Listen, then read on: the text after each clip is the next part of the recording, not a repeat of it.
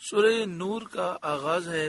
سورہ نور مدنی سورت ہے، ہجرت کے بعد اس کا نزول ہوا۔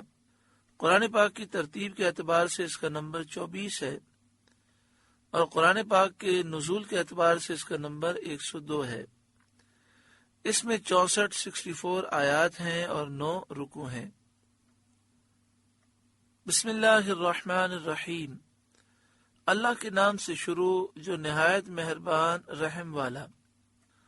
سورتن، یہ ایک سورت ہے، انزلناہا کہ ہم نے اتاری، وفرضناہا اور ہم نے اس کے احکام فرض کیے، یعنی اس سورت میں جتنے احکام ہیں ان پر عمل کرنا بندوں پر لازم کیا۔ وَأَنزَلْنَا فِيهَا آيَاتٍ بَيِّنَاتٍ اور ہم نے اس میں روشن آیتیں نازل فرمائیں، لَعَلَّكُمْ تَذَكَّرُونَ کہ تم دھیان کرو، غور و فکر کرو، نصیحت حاصل کرو۔ الزَّانِيَةُ وَالزَّانِي فَاجْلِدُوا كُلَّ وَاحِدٍ مِّنْهُمَا 100 جلدہ، جو عورت بدکار ہو اور جو مرد، تو ان میں ہر ایک کو 100 کوڑے لگاؤ۔ زانی مرد اور زانی عورت کی سزا بیان کی گئی۔ یہ خطاب حکام کو ہے، یعنی حاکم اسلام یہ سزا دے۔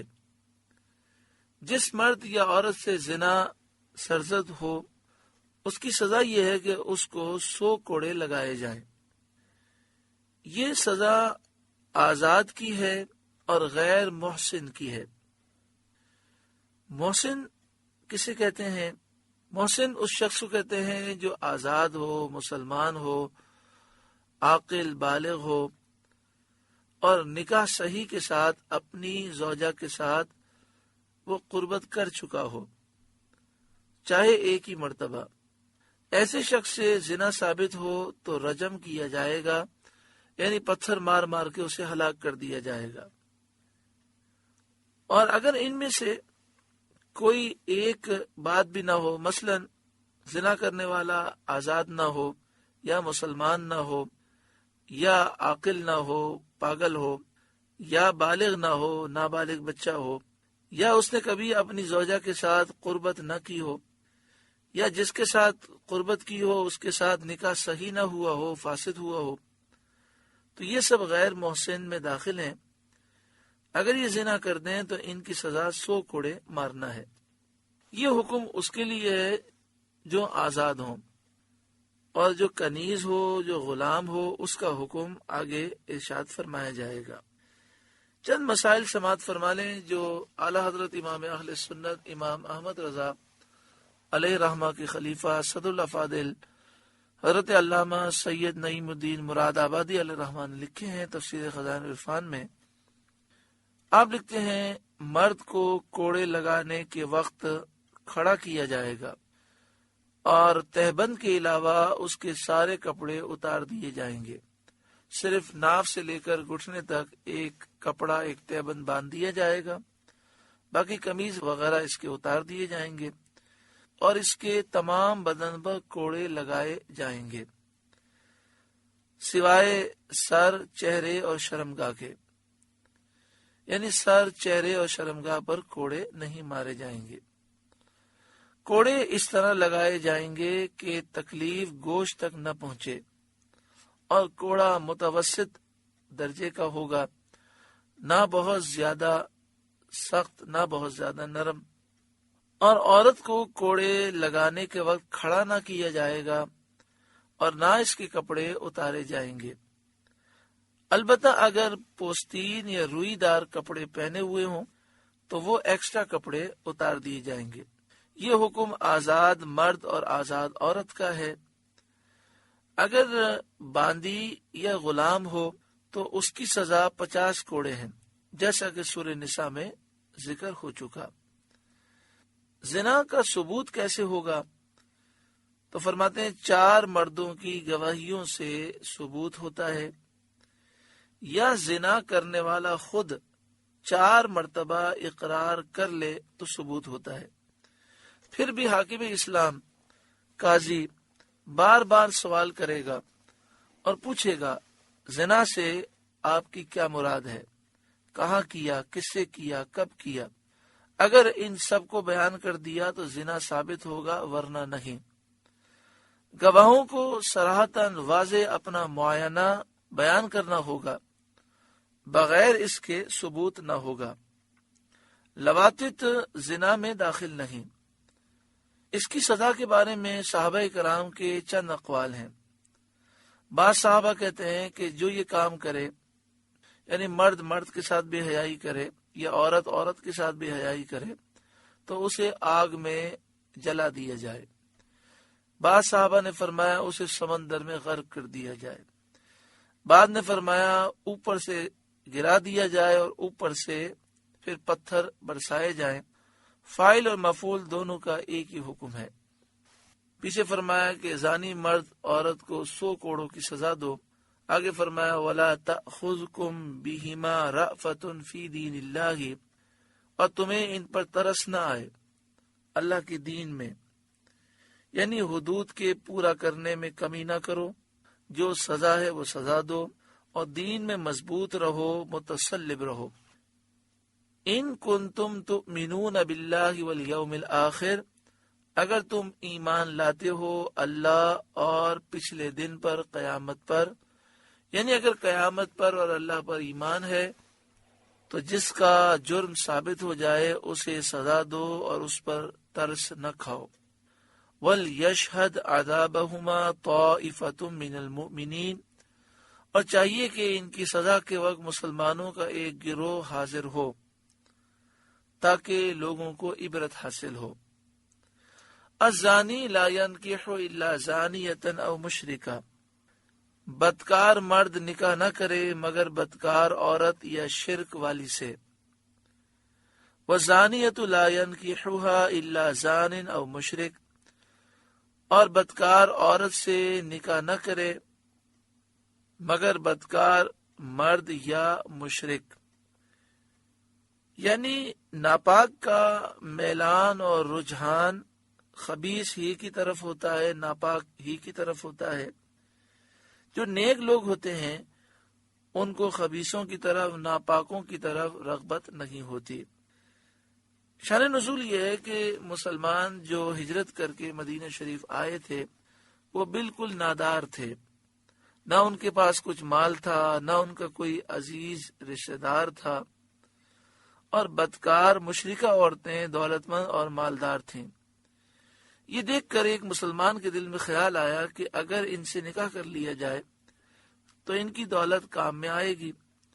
سید عالم صلی اللہ علیہ وآلہ وسلم سے انہوں نے اس کی اجازت چاہی تو اس پر یہ آیت کریمہ نازل ہوئی اور انہیں اس سے روک دیا گیا۔ وَحُرِّمَ ذَلِكَ عَلَى الْمُؤْمِنِينَ، اور یہ کام ایمان والوں پر حرام ہے، یعنی بدکاروں سے نکاح کرنا حرام ہے۔ لیکن شرعی مسئلہ یہ ہے کہ ابتدائے اسلام میں زانیہ سے نکاح کرنا حرام تھا، بعد میں آیت نازل ہوئی اور یہ حکم منسوخ ہو گیا۔ یعنی مراد یہ ہے کہ جو زانیہ عورت ہے اگر وہ توبہ کر لے تو اس سے نکاح کرنے میں حرج نہیں، اور اگر اس نے توبہ نہ کی اور اس سے نکاح کر لیا تو ایسا کام کرنا تو نہیں چاہیے، لیکن کر لے گا تو نکاح ہو جائے گا۔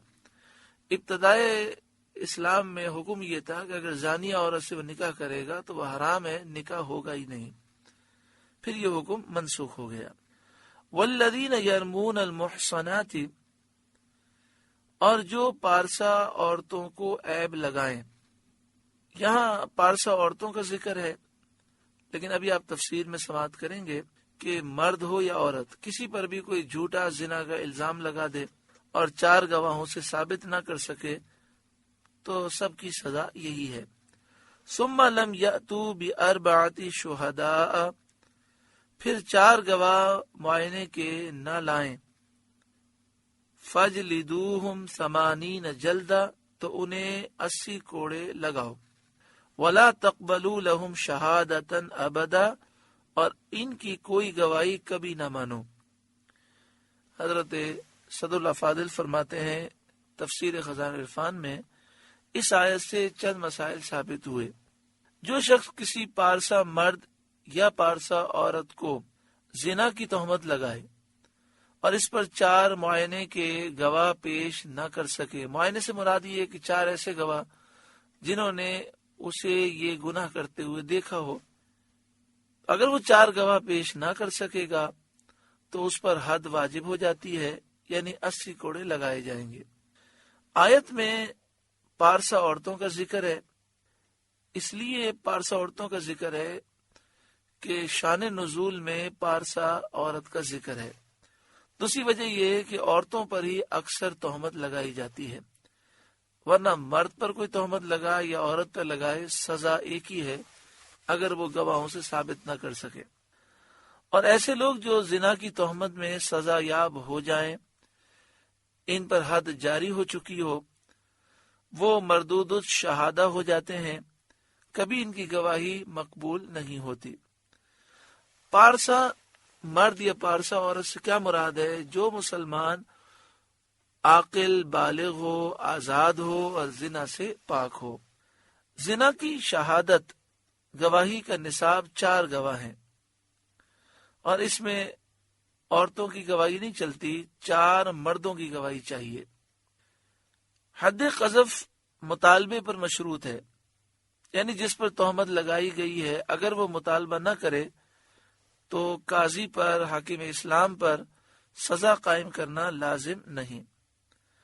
مطالبے کا حق اسی کو ہے جس پر تہمت لگائی گئی ہے، اگر وہ زندہ ہو، اور جس پر تہمت لگائی گئی وہ اگر مر گیا ہو تو اس کے بیٹے پوتے بھی سزا کا مطالبہ کر سکتے ہیں۔ غلام اپنے آقا پر اور بیٹا باپ پر، یعنی اپنی ماں پر زنا کی تہمت لگانے کا دعویٰ نہیں کر سکتا، اس وجہ سے باپ کو سزا نہیں دی جا سکتی۔ قذف کے الفاظ یہ ہیں، حضرت صدر الافاضل یہ الفاظ لکھتے ہیں تفسیر خزائن عرفان میں، مسئلہ نمبر 7۔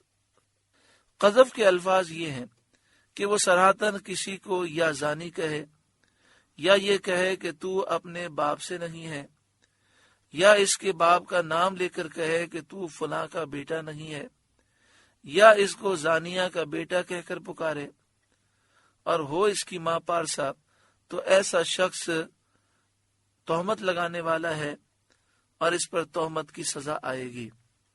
اگر غیر محسن کو زنا کی تہمت لگائی، مثلا کسی غلام کو یا کافر کو یا ایسے شخص کو جس کا کبھی زنا کرنا ثابت ہو، تو اس پر یہ تہمت والی سزا قائم نہ ہوگی بلکہ تعزیر واجب ہوگی۔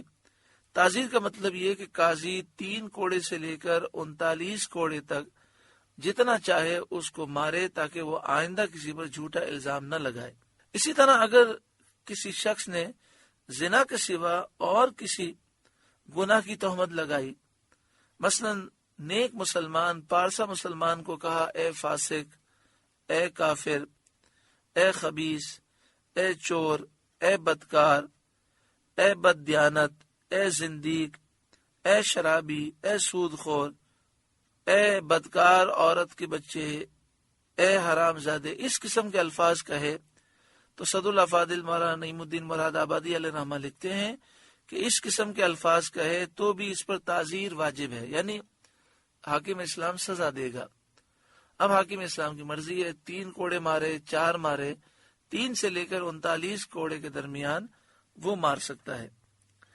حاکم شرع کو اور اس شخص کو جسے تہمت لگائی گئی ہو ثبوت سے پہلے معاف کرنے کا حق ہے۔ اگر تہمت لگانے والا آزاد نہ ہو بلکہ غلام ہو تو اس کو 40 کوڑے لگائے جائیں گے۔ تہمت لگانے کے جرم میں جس کو حد لگائی گئی ہو اس کی گواہی کسی معاملے میں معتبر نہیں، چاہے وہ توبہ کر لے۔ ہاں، رمضان کا چاند دیکھنے کے بارے میں جو شخص توبہ کر لے اور پھر نیک بن جائے تو اس کی گواہی قبول ہوگی، کیونکہ رمضان کے چاند کا جو مسئلہ ہے وہ مسئلہ ان مسائل سے تھوڑا مختلف ہے۔ تو جسے سزا دی گئی، 80 کوڑے مارے گئے، پھر اس نے توبہ کر لی اور وہ نیک بن گیا، تو رمضان کے چاند دیکھنے کے بارے میں اس کی گواہی قابل قبول ہوگی۔ آگے ارشاد فرمایا وَأُولَئِكَ هُمُ الْفَاسِقُونَ، اور وہی فاسق ہیں، إِلَّا الَّذِينَ تَابُوا مِن بَعْدِ ذَلِكَ، مگر جو اس کے بعد توبہ کر لیں، وَأَصْلَحُوا، اور سنور جائیں، اپنے حالات کو، اپنے افعال کو، اپنے کاموں کو صحیح کر لیں، فَإِنَّ اللَّهَ غَفُورٌ رَحِيمٌ، تو بے شک اللہ بخشنے والا مہربان ہے۔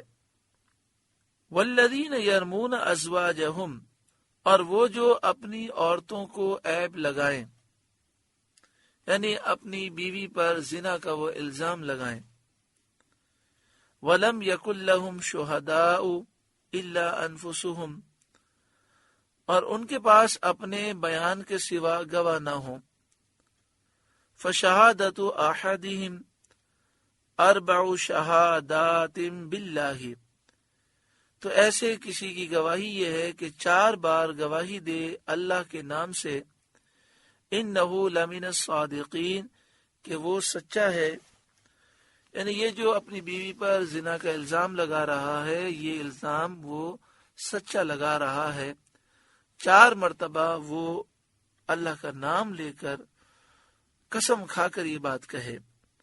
والخامسۃ، اور 5ویں مرتبہ یہ کہ، یعنی 5ویں مرتبہ وہ یہ کہے، ان لعنت اللہ علیہ ان کان من الکاذبین، اللہ کی لعنت ہو اس پر اگر وہ جھوٹا ہو، یعنی 4 مرتبہ قسم کھا کے وہ کہے گا کہ میں سچا ہوں اور میرا الزام درست ہے، اور 5ویں مرتبہ وہ یہ کہے گا کہ اگر میں جھوٹا ہوں تو اللہ کی مجھ پر لعنت ہو۔ وَيَدْرَأُ عَنْهَا الْعَذَابَ، اور عورت سے یوں سزا ٹل جائے گی، ان تشہد 4 شہادات باللہ، کہ وہ اللہ کا نام لے کر 4 بار گواہی دے، انہ لمن الکاذبین، کہ مرد جھوٹا ہے، مجھ پر زنا کی تہمت لگائی ہے، یہ جھوٹی ہے۔ والخامسۃ، اور 5ویں یوں کہ، یعنی 4 مرتبہ تو وہ عورت قسم کھا کے کہے گی کہ یہ مرد میرا شوہر جھوٹی بات کہہ رہا ہے، مجھ پر الزام جھوٹا ہے، اور 5ویں مرتبہ وہ یہ کہے گی ان غضب اللہ علیہا ان کان من الصادقین، عورت پر غضب اللہ کا اگر مرد سچا ہو، وہ کہے گی اگر میرا شوہر سچا ہے تو مجھ پر اللہ کا غضب ہو۔ اس کو شرعی اصطلاح میں لعان کہتے ہیں۔ جب مرد اپنی بیوی پر زنا کی تہمت لگائے تو اگر مرد اور عورت دونوں گواہی دینے کے قابل ہوں، شہادت کے اہل ہوں، اور عورت اس پر مطالبہ کرے تو مرد پر لعان واجب ہو جاتا ہے۔ اگر وہ لعان سے انکار کرے تو اس کو اس وقت تک قید رکھا جائے گا جب تک وہ لعان کرے یا اپنے جھوٹ کا اقرار کر لے۔ اگر جھوٹ کا اقرار کرے تو اسے 80 کوڑے مارے جائیں گے، حد قذف لگائی جائے گی جس کا بیان اوپر گزر چکا، اور اگر لعان کرنا چاہے تو اس کو 4 مرتبہ اللہ کی قسم کے ساتھ کہنا ہوگا کہ وہ اس عورت پر زنا کا الزام لگانے میں سچا ہے۔ 5ویں مرتبہ یہ کہنا ہوگا کہ اللہ کی لعنت مجھ پر اگر میں یہ الزام لگانے میں جھوٹا ہوں۔ اتنا کرنے کے بعد مرد پر سے حد قذف ساقط ہو جائے گی، یعنی اب اس پر 80 کوڑے نہیں لگائے جائیں گے، اور عورت پر لعان واجب ہو جائے گا۔ اگر عورت انکار کرے گی تو قید کی جائے گی یہاں تک کہ وہ لعان منظور کرے یا شوہر کے الزام لگانے کی تصدیق کرے۔ اگر تصدیق کی اور اس نے کہا کہ میرے شوہر کا الزام درست ہے تو عورت پر زنا کی حد لگائی جائے گی، زنا کی سزا دی جائے گی، اور اگر لعان کرنا چاہے تو اس کو 4 مرتبہ اللہ کی قسم کے ساتھ کہنا ہوگا کہ مرد اس پر زنا کی تہمت لگانے میں جھوٹا ہے، اور 5ویں مرتبہ یہ کہنا ہوگا اگر مرد اس الزام لگانے میں سچا ہو تو مجھ پر اللہ کا غضب ہو۔ اتنا کہنے کے بعد عورت سے زنا کی حد ساقط ہو جائے گی، یعنی اسے زنا کی سزا نہیں دی جائے گی، اور لعان کے بعد قاضی کے تفریق کرنے سے فرقت واقع ہوگی، اور یہ تفریق طلاق بائنہ ہوگی۔ قاضی کے فرقت کیے بغیر فرقت نہیں ہوگی، یعنی قاضی ان دونوں میں جدائی کرے گا تو فرقت ہوگی، قاضی کے کیے بغیر جدائی نہیں ہوگی، اور یہ تفریق، یہ جدائی طلاق بائنہ ہوگی، یعنی اس عورت پر ایک طلاق بائنہ پڑ جائے گی۔ اگر مرد اہل شہادت میں سے نہ ہو، یعنی وہ گواہی دینے کے قابل نہ ہو، مثلا غلام ہو یا کافر ہو، یا اس پر پہلے قذف کی حد لگ چکی ہو، اس نے زنا کا جھوٹا الزام لگایا ہو اور اسے 80 کوڑے لگ چکے ہوں، تو لعان نہ ہوگا، اور تہمت لگانے سے مرد پر حد قذف لگائی جائے گی، یعنی اس کو 80 کوڑے مارے جائیں گے۔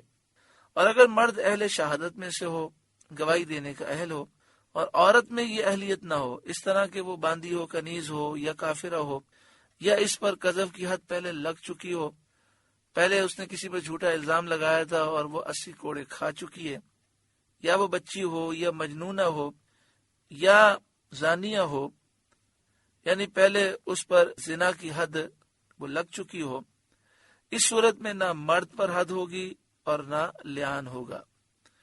یہ آیت ایک صحابی کے بارے میں نازل ہوئی جنہوں نے سید عالم صلی اللہ علیہ وآلہ وسلم سے پوچھا، اگر آدمی اپنی عورت کو زنا میں مبتلا دیکھے تو کیا کرے؟